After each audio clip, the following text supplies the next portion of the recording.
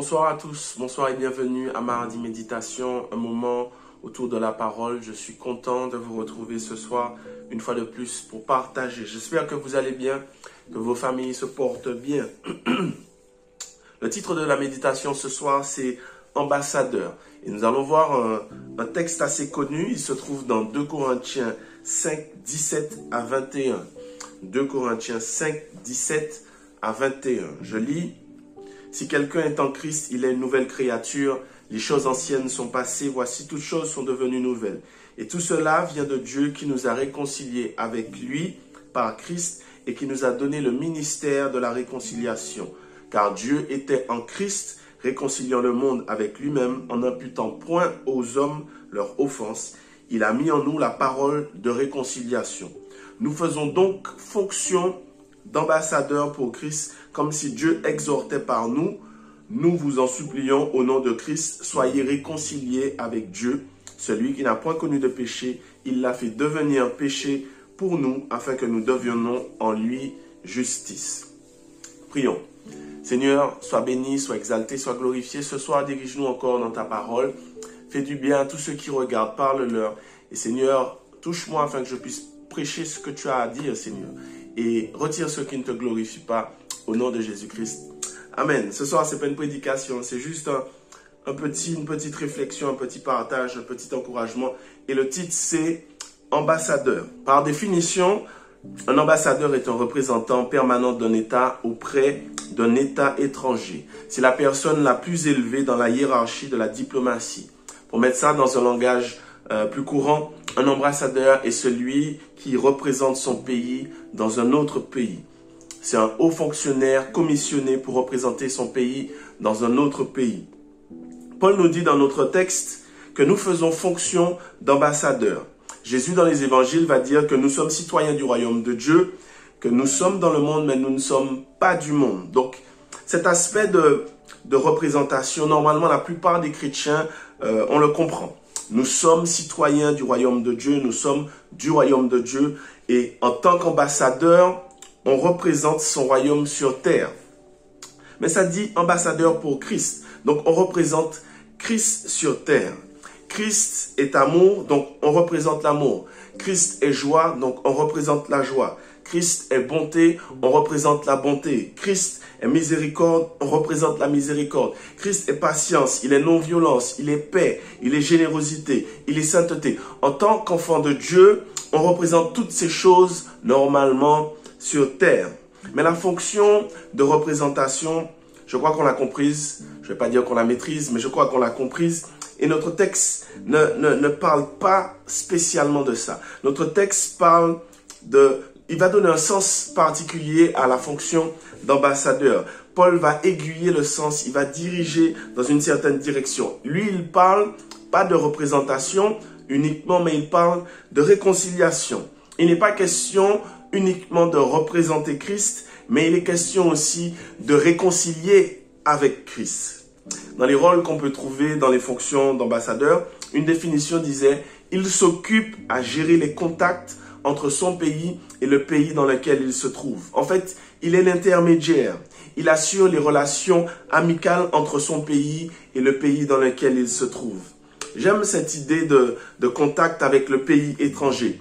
Ça s'approche à la direction dont Paul parle ici dans notre texte. Et pourquoi j'en parle? Parce que c'est important. Et nous, chrétiens, parfois, on focalise sur la représentativité, la représentation. C'est très bien. Mais on oublie le contact avec le pays étranger. Parfois, on est dans une telle représentation d'amour, de sainteté, de connaissance de la parole, de bonté, qu'on peut paraître supérieur. Et on oublie le rapport, le contact qu'on doit avoir avec l'étranger. Si bien même que, malheureusement, certains chrétiens ne se mélangent pas du tout. Alors, je sais que nous sommes chrétiens, il y a certaines choses qu'on ne doit pas faire, mais Paul parle d'ambassadeur et l'aspect du contact est important. Il y a un rapport avec l'étranger, il y a un rapport avec ceux qui ne sont pas chrétiens, il y a un rapport qu'on doit avoir avec ceux qui ne sont pas en Christ. Et je vais être concret. Dans les fonctions d'ambassadeur, pour être concret, il y a un rapport, il y a un contact qu'on doit avoir avec j'ai envie de dire, avec les tatoués, avec les loxés, avec les drogués, avec les fumeurs de cigarettes, avec les fumeurs de cannabis, avec ceux qu'on va appeler malheureusement les voyous, les lascars, avec les filles faciles. Il y a un rapport qu'on doit avoir, qu'on doit maintenir. Mais nous, malheureusement, les chrétiens, on ne se mélange pas. On est dans la représentation. On paraît tellement. Et si bien même qu'aujourd'hui, on nous appelle plus hypocrites qu'autre chose. Jésus a passé 3 ans et demi avec des disciples et ils n'ont pas changé tout de suite. Au début, c'était compliqué, puis ils ont avancé, puis ils ont changé. Nous, j'ai l'impression qu'on veut qu'une personne arrive et qu'elle soit déjà changée, qu'elle ressemble à quelqu'un qui est déjà ancré. Non, non, non, avec un étranger. Et si vous reprenez bien le passage, c'est parce que Christ a été un ambassadeur pour Dieu son Père, qu'il est venu sur terre, un royaume étranger. Et il a fait la fonction d'ambassadeur. Il nous a réconciliés avec le Père.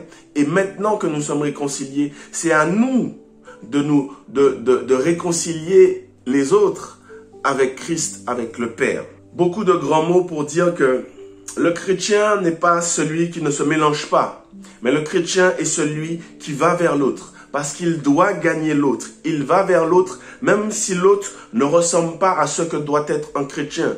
Il va vers l'autre, même si l'autre ne donne pas l'impression qu'il aime Dieu, qu'il veut se rapprocher de Dieu. Il va vers l'autre, même si l'autre ne ressemble pas à ce que doit être un nouveau converti, à quelqu'un qui a soif de Dieu. Même si l'autre ne ressemble pas à quelqu'un qui cherche Dieu, il va vers l'autre. Une des fonctions que l'on connaît de l'ambassadeur, des ambassades, énormément, c'est lorsque le pays dans lequel se trouve l'ambassade et l'ambassadeur est en crise, et on le voit, pour citer la France, lorsqu'il y a une crise dans le pays, lorsqu'il y a une guerre, on entend souvent le chef de l'État dire à tous les réfugiés, à tous les Français, de retourner à l'ambassade, d'aller vers l'ambassade, et parce que l'ambassade va vous servir de protection. Et une fois que les Français sont à l'ambassade, on ferme les portes de l'ambassade, parce que le pays est en guerre, où il y a une telle crise, donc rapprochez-vous de l'ambassade et on va vous rapatrier en France. Donc, il ferme les portes de l'ambassade. Eh bien, j'ai envie de dire que l'ambassade de Christ, c'est totalement le contraire. Nous le savons, nous sommes en guerre. Mais l'ambassade de Christ est la seule ambassade qui, lorsqu'il y a guerre, elle ouvre ses portes pour les étrangers. Nous sommes en guerre, nous le savons. Le diable est enragé, le diable est fâché et il attaque par les problèmes familiaux, il attaque par les problèmes financiers, il attaque par les problèmes de couple, il attaque par les problèmes d'identité sexuelle, il attaque par toutes sortes de problèmes, les crises sociales, les crises sanitaires. Et Dieu ne nous demande pas de fermer son ambassade, bien au contraire, il demande d'ouvrir les portes. Afin que tous ceux qui ne sont pas chrétiens, tous ceux qui ne connaissent pas la citoyenneté chrétienne, qu'ils puissent rentrer dans l'ambassade et qu'ils puissent devenir des citoyens chrétiens. Ce que je veux dire par là aussi, c'est que une crise sanitaire, une crise familiale, une crise sociale, une crise financière, quel que soit le type de crise, une crise est une opportunité, une formidable opportunité pour être un bon ambassadeur pour Christ. C'est là qu'il faut que je représente l'amour. C'est là qu'il faut que je représente le pardon. C'est là qu'il faut que je représente la miséricorde. C'est là qu'il faut que je représente la compassion. C'est là qu'il faut que je représente le non-jugement. C'est là qu'il faut que je représente la foi. C'est là qu'il faut que j'ouvre les portes de l'ambassade. Dans ce monde, dans ce moment de crise, Dieu ouvre les portes de l'ambassade. Dieu ouvre les portes de son royaume. Nous voulons, c'est vrai que cette crise sanitaire s'arrête. Nous ne voulons plus entendre cette histoire de coronavirus, de Covid-19. Nous prions pour ça, nous prions pour que il n'y ait plus cette histoire de vaccin, il n'y ait plus cette histoire d'obligation, de passe sanitaire. Nous prions, nous voulons tout ça. Je discutais avec un serviteur dernièrement et je lui disais qu'effectivement, cette crise-là, c'est compliqué, c'est fatigant. Il est temps que Dieu arrête tout ça, que Dieu mette un frein à tout ça. Mais finalement, nous sommes venus à la conclusion que, en fait, cette crise est une formidable opportunité pour que des personnes viennent à Dieu, que des personnes viennent à Christ, pour que des personnes rentrent dans l'ambassade. C'est une formidable opportunité. C'est le moment pour nous, pour vous, de représenter Christ. C'est le moment pour vous de parler de Jésus. C'est le moment pour vous de dire aux gens, moi je crois en Jésus. Les temps sont difficiles, mais je m'appuie sur Dieu. Les temps sont compliqués, mais mon assurance est en Dieu. L'avenir est incertain, mais ma certitude est en Dieu. C'est compliqué, c'est difficile, mais l'Éternel est mon protecteur. C'est le moment pour toi et pour moi d'être un bon ambassadeur. C'est le moment pour toi et pour moi, non seulement de représenter Christ, mais aussi d'ouvrir les portes de l'ambassade. Ouvre les portes en parlant de ta foi. Ouvre les portes en parlant de ta confiance en Dieu. Ouvre les portes en parlant de ton assurance en Dieu. Regarde bien autour de toi. C'est pas le moment de désespérer. Il y a une personne, j'en suis sûr, dans ton entourage, dans ta famille, dans son travail, qui vit cette crise extrêmement mal. Et il a besoin d'entendre un bon ambassadeur. Il a besoin de quelqu'un qui puisse ouvrir les portes de l'ambassade. Ouvre les portes. Parle-lui de ton Dieu. Parle-lui de ta foi. Parle-lui de ton Sauveur. Parle-lui de ton Seigneur. Parle-lui de ce que Dieu a dit, que tu es dans la paume de sa main. Parle-lui de ce que Dieu a dit, que la terre tremble, mais toi, Dieu t'a fermi.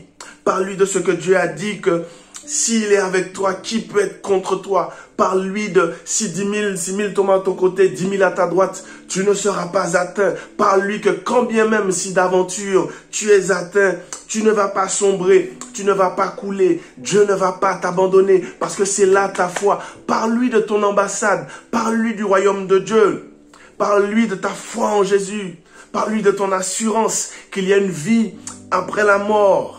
Parle-lui de ta confiance, non pas dans les choses matérielles, mais dans les choses spirituelles qui te renouvellent, qui te font du bien. Même si tout le monde désespère, mais les choses spirituelles te font du bien. Parle-lui que quand tu fermeras les yeux, que ça soit demain, que ça soit après-demain, que ça soit dans 5 ans, dans 10 ans, dans 20 ans, j'espère le plus loin. Mais quand tu fermeras les yeux, tu as l'assurance de voir ton Dieu. Tu as l'assurance d'être dans le royaume de Dieu. Parle-lui de tout ça. Il y a quelqu'un dans ton entourage qui a besoin d'un bon ambassadeur. Cherche et trouve. Dieu nous appelle pas seulement à le représenter, à être des chrétiens qui parlent d'amour, qui sont l'amour, qui sont la joie, mais Dieu nous appelle aussi à ouvrir les portes de l'ambassade. Donc c'est le moment. C'est le moment.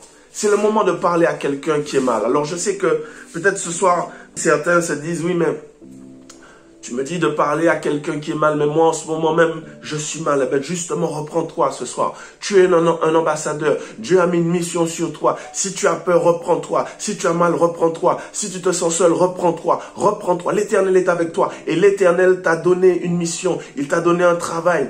Tu fais les fonctions d'un ambassadeur. Représente Christ. Représente Dieu. Parle à quelqu'un de Jésus. Tu sais, si tu focalises sur tes problèmes, sur ta situation, tu vas continuer à le faire. Mais regarde en haut, regarde à Christ, regarde au travail qu'il a déjà fait dans ta vie et parle à quelqu'un. Parle à quelqu'un. Fais les fonctions d'un bon ambassadeur. Plus je reste sur moi, plus je me concentre sur moi, plus je vais sombrer dans le noir, plus je vais voir noir. Maintenant, ouvre tes yeux, regarde en haut et regarde aussi celui qui a mal. Regarde aussi celui qui pleure. Regarde aussi celui qui ne dit rien, mais qui souffre et qui a besoin d'entendre une parole de vérité. Ce soir, ma prière, c'est pour que tu puisses voir cette personne. Ce soir, ma prière, c'est pour que tu sois un bon ambassadeur. Dieu attend ça de nous en pleine crise, en pleine difficulté, en pleine situation compliquée. Dieu attend. Oui, mais c'est compliqué, mais comment? Dieu attend que même si c'est compliqué, que tu fasses les fonctions d'un ambassadeur. C'est ça que je voulais partager avec toi et c'est ça ma prière aussi pour toi ce soir. Prions. Seigneur, ce soir, nous te prions. Je te prie afin que tu nous donnes à comprendre, saisir les fonctions d'un ambassadeur. S'il est vrai que nous devons te représenter, montrer ton image en termes d'amour, en termes de joie, en termes de sainteté, en termes de générosité, tu nous demandes, Seigneur, ce ministère de réconciliation. Dans ce texte que nous avons lu, tu as dit, il a mis la parole de réconciliation. Alors ce soir, ma prière, c'est que tu puisses donner à celui qui regarde, à celle qui regarde, une parole de réconciliation, pour qu'il aille vers ce frère, cette personne, ce collègue, ce voisin qui est mal. Et donne-lui cette parole de réconciliation. Au nom de Jésus. C'est ça notre mission. C'est ça notre devoir. Donc Seigneur, ce soir, donne le discernement. Donne le courage. Donne l'autorité afin qu'on puisse aller, afin qu'on puisse parler, afin qu'on puisse témoigner. De nous-mêmes, nous ne saurons pas faire, mais par ton Saint-Esprit, feu de Dieu, remplis quelqu'un ce soir, afin qu'il puisse parler. Je te bénis, Père, protège, garde, sois celui qui est avec nous, pas seulement autour de nous, en nous, lorsque nous ouvrons la bouche et lorsque nous parlons. Repousse les attaques de l'ennemi et fais de nous de bons ambassadeurs. Sois glorifié, sois exalté au nom de Jésus.